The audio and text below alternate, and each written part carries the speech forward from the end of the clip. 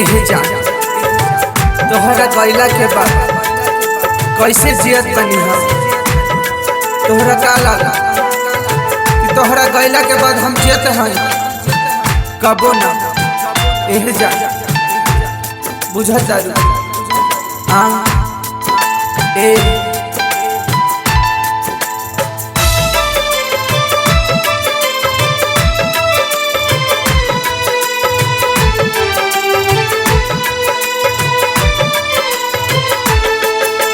ठीक नहीं कैलू जान हमसे मुँह मोड़ के रख दिल बैरू जान हमर दिल तोड़ के। ठीक नहीं कैलू जान हमसे मुँह मोड़ के रख दिल बैरू जान हमर दिल तोड़ के। ठीक नहीं कैलू जान दिल तोड़ के। ठीक नहीं कैलू जान हमसे मुँह मोड़ के रख दिल बैरू जान हमर दिल तोड़ के। कब तोहरा के सोचले ना रही कि तू बेवफा भी निकलबू। एह जा काहे ऐसे कैलू, का कमी रहे हमार प्यार में जे ऐसे करके छोड़ के चल गइलू हमरा। एह जा बोला ना।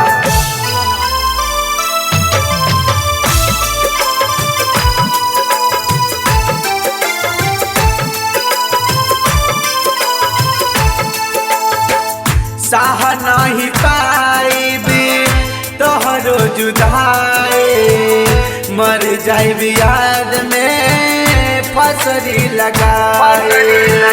साह नहीं पाइबे तोहरो जुदाई मर जाइब याद में फसरी लगाए। कीमत न बुझलू जान तू तो हमर प्यार के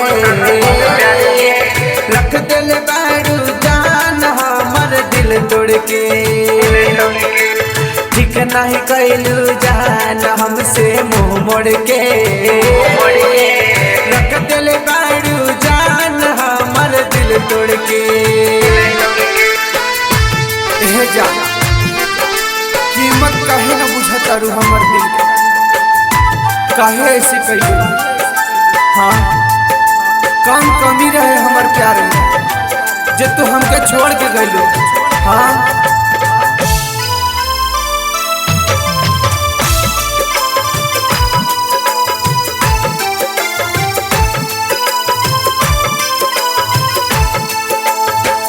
बिना तू बतैले कैलू तू सगाई कैसे जी हम हो सनम हार जाए।